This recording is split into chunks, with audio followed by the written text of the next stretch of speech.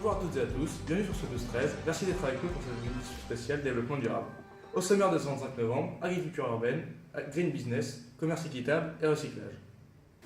Avez-vous déjà pensé à consommer des produits cultivés en espace urbain? C'est l'objectif que se sont fixés plusieurs grandes villes en France avec un nouveau concept, l'agriculture urbaine. C'est le cas notamment dans la capitale, plus précisément dans le 12e arrondissement où se trouve la ferme de Paris. Reportage signé Anne-Charlotte Lazou et explication sur ce plateau avec Solène Levasson.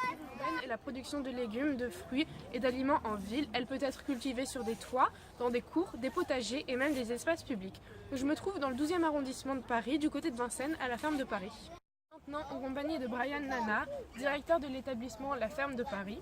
Donc disons-moi davantage à propos de cette ferme, ce n'est pas un peu étonnant d'élever ou de cultiver dans un environnement pareil, Paris qui est une capitale très urbanisée, et quel est le rôle exact de cette ferme et en quoi contribue-t-elle à l'agriculture urbaine? Nous sommes ici à l'ancienne ferme Georgeville, que vous appelez maintenant Ferme de Paris.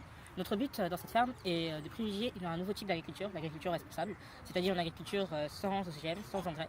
Pour cela, nous développons de nouveaux moyens de production pour nos cultures et nos élevages, ce qui nous permet de sensibiliser les différents acteurs, les consommateurs tels que vous et les producteurs. Et de plus, nous organisons des dîners dans des restaurants pour sensibiliser les sociétés ou encore différentes marques connues.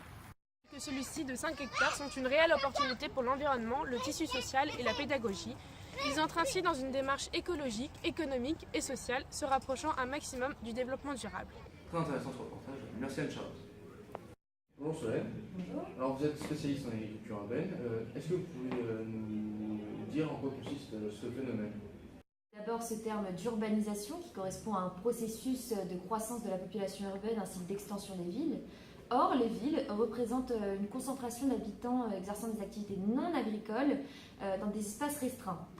Par ailleurs, en 2050, les villes abriteront donc 65% des 9,5 milliards d'habitants.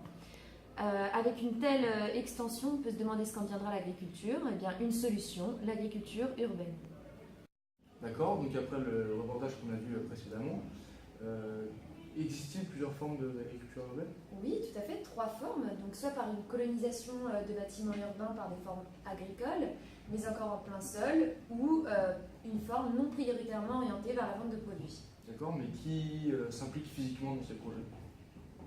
Les habitants, avec 2 tiers des ménages urbains et périurbains qui sont engagés dans des activités agricoles, mais également des associations, des collectivités territoriales, des entreprises privées comme Truffaut, ou encore des cantines ou restaurants. Mais donc cela doit impliquer des coûts, j'imagine? Oui, bien sûr, surtout pour répondre à des besoins de fonctionnement et d'investissement.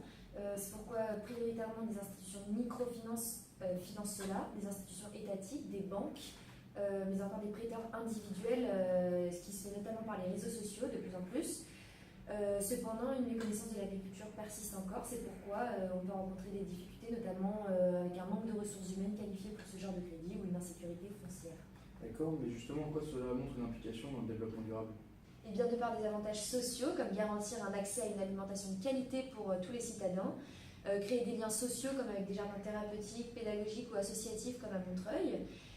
Économiquement, cette proximité producteur-consommateur réduit les coûts de transport et de récupération des déchets. Elle permet d'assurer la production de végétaux plus fragiles dans les transports normalement et de compléter les revenus et l'approvisionnement des ménages.